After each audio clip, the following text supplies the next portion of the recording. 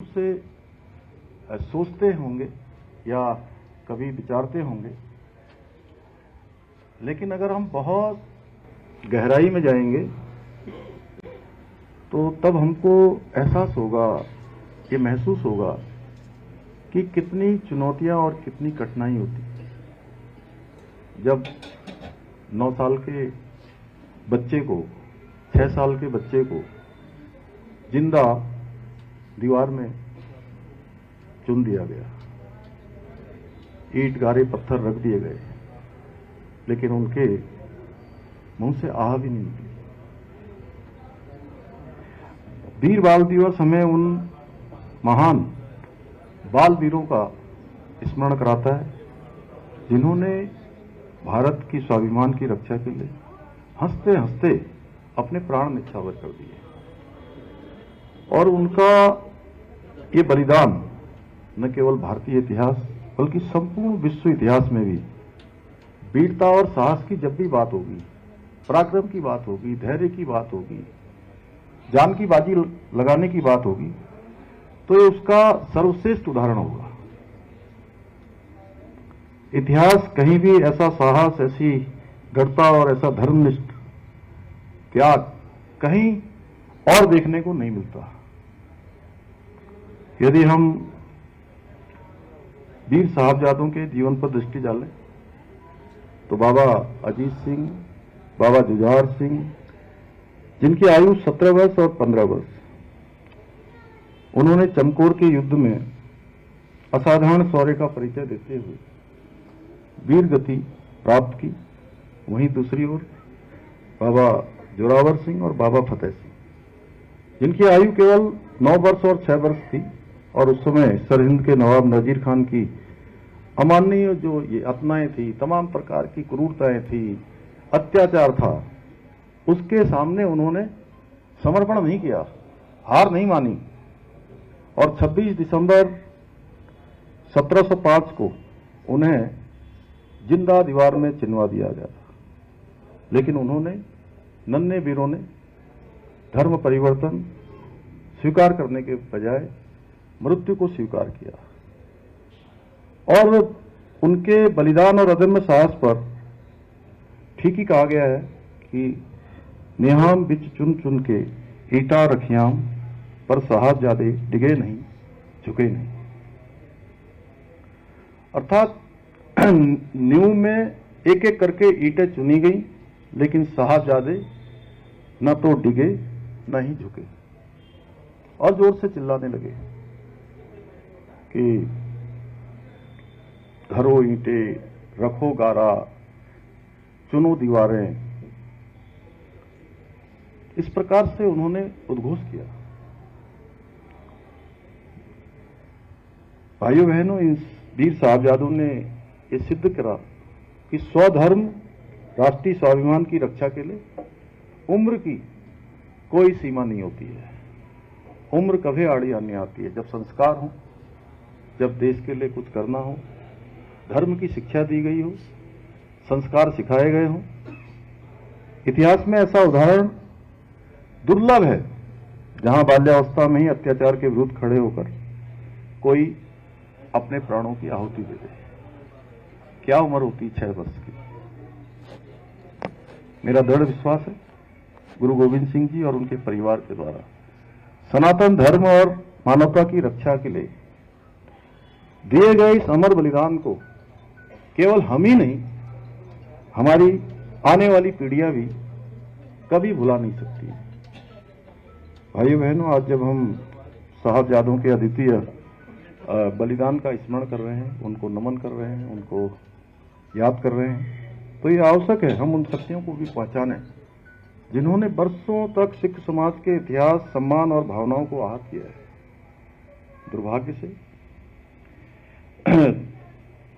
ऐसा इतिहास कुछ पार्टियों का रहा है जिन्होंने सिख समाज के साथ हमेशा अनादर, अन्याय और उपेक्षा भरा रहा है। और चूंकि मैं ऐसे स्थान पर पला बड़ा जहां पर बहुत बड़ी संख्या में सिख समाज निवास करता है, और बचपन से मुझे उन सभी गुरु घरों में जाने का भी अवसर मिला अनेक नगर कीर्तनों में शामिल होने का अवसर भी मिला। अनेक सेवा के कार्य भी मैंने नानक मता गुरुद्वारा साहब में अनेक वर्षों से, बचपन से मैं जितना संभव था करता आया। तो इसलिए जब मैं देखता हूं, उस समय बहुत छोटी आयु हमारी थी।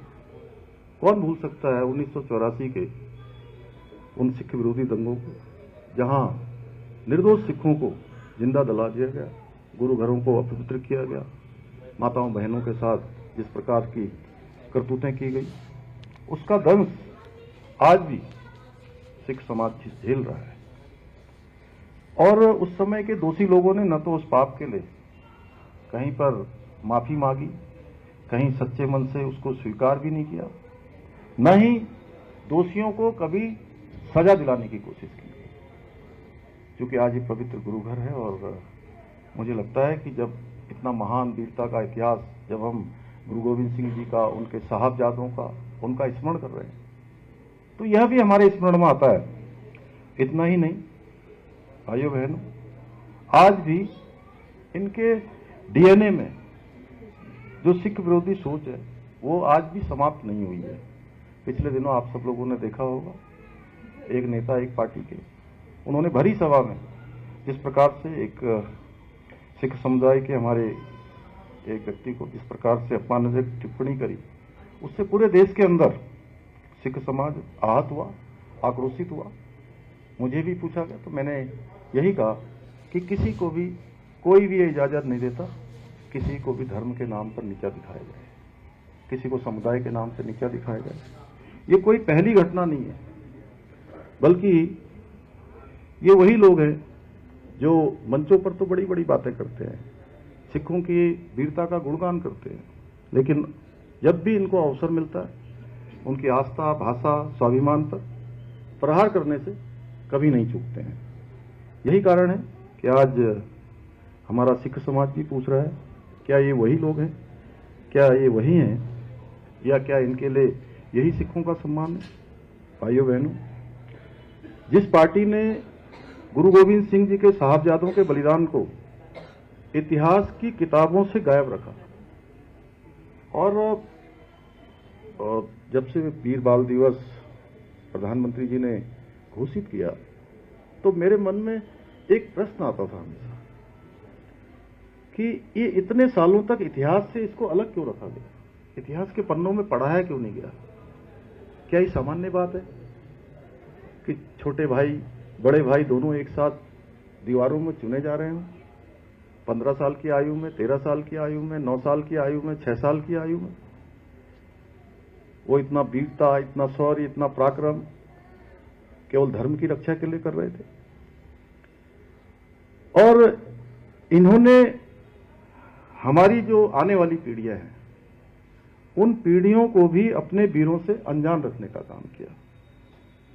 तो उन लोगों को हम भी कैसे भूल सकते? मुझे लगता है कि हमें भी नहीं भूलना चाहिए, जरूर ये स्मरण में रहना चाहिए। क्यों नीरज भाई, सही कह रहा हूं सेक्रेटरी साहब?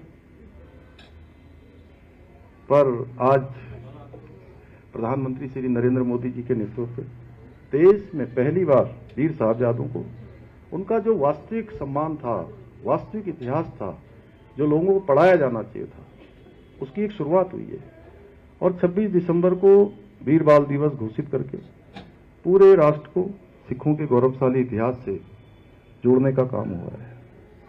यही फर्क है, जहां कुछ लोगों ने इतिहास को दबाया, वहीं प्रधानमंत्री मोदी जी के नेतृत्व में इतिहास को सम्मान दिया गया, देश और दुनिया के समक्ष रखा गया।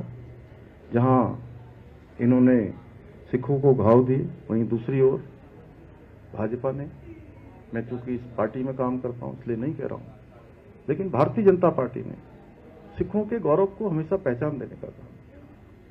हमेशा अपने सभी कार्यक्रमों में उन सभी जो इतिहास था उस इतिहास को रखने का काम किया। और आज देश की जनता भी भली भांति समझ चुकी है कि जो पार्टी आस्था का सम्मान करे, जो पार्टी हमारे वीर बलिदानियों का सम्मान करे, कभी भी भारत की आत्मा की सम्मान न करे, वो कभी भी भारत की आत्मा की रक्षक नहीं हो सकती। भाइयों बहनों, आज हमारे बच्चों को भारत का सच्चा इतिहास पढ़ाया जा रहा है। वो इतिहास जिसे पहले की मुगलपंथी और तुष्टीकरण की राजनीति ने बरसों तक दबाने का प्रयास किया गया। केवल एक वोट बैंक को प्रमुखता दी गई, प्राथमिकता दी गई। आज आदरणीय प्रधानमंत्री जी के नेतृत्व में हम न केवल अपना जो गौरवशाली इतिहास है, न केवल उसको सजोने का कार्य कर रहे हैं, बल्कि वीर बलिदानियों के सपनों का भारत गढ़ने की दिशा में भी दृढ़ संकल्प लेकर आगे बढ़ रहे हैं। भाइयों बहनों, इस अवसर पर मैं सभी अभिभावकों और शिक्षकों से यह आह्वान करता हूं कि अपने बच्चों को वीर साहबजादों की गाथा अवश्य सुनाएं। कहानियां पहले के समय में हमारे बुजुर्ग लोग बहुत सुनाया करते थे, तो उसके कारण से बहुत ज्ञानवर्धन होता था उनका, कि कैसी कैसी चुनौतियां, कैसे कैसे कठिन समय, किस प्रकार की निर्दयता। जब आप कभी नानकमता साहब जाएंगे तो वहां पर एक पूरा का पूरा हॉल, उसमें जो चित्र लगाए गए हैं उस समय के, किस प्रकार से आरी चलाकर, किस प्रकार से पूरा का पूरा शरीर दो दो भागों में काट दिया जाता था, तेल का खौलते हुए कढ़ाई में डाल दिया जाता था, रेत में डाल दिया जाता था, गर्म रेत में। इस प्रकार की क्रूरता, और ऐसे समय में इन वीर साहबजादों का इस प्रकार का बलिदान, इसके बारे में हमारे जो बुजुर्ग लोग हैं, जो हमारे बड़े लोग हैं, उनको स्वयं भी ये इतिहास पढ़ना चाहिए, जानना चाहिए, और जानने के बाद अपने बच्चों को भी जरूर उनकी गाथाएं सुनानी चाहिए, ताकि हमारी आने वाली पीढ़ी भी अपनी धर्म पर, संस्कृति पर और जो परंपराएं हैं उन पर गर्व कर सके। मुझे पूरा विश्वास है कि आज वीर बाल दिवस के अवसर पर हमारे राज्य और देश के सभी बच्चे और युवा इन वीर बालकों से प्रेरणा लेकर राष्ट्र निर्माण में, समाज निर्माण में और स्वयं के व्यक्ति निर्माण में भी बहुत महत्वपूर्ण भूमिका निभाएंगे, और उत्तराखंड को देश का श्रेष्ठ राज्य बनाने का जो हमारा विकल्प रही संकल्प है, उस संकल्प को सिद्धि तक पहुंचाने में अपना योगदान सुनिश्चित करेंगे। इन्हीं शब्दों के साथ मैं पुनः वीर साहबजादों के बलिदान को नमन करते हुए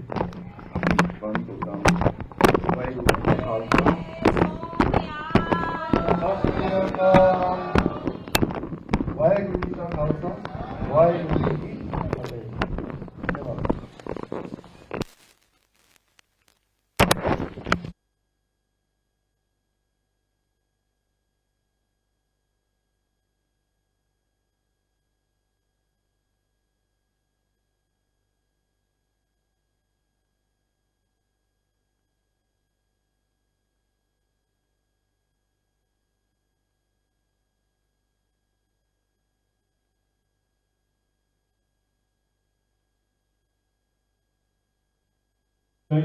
आपकी छुट्टी मंजूर हो गई, 27 को ही होगी, तो मैं इसके लिए भी सीएम साहब का बहुत धन्यवाद करना चाहता हूँ।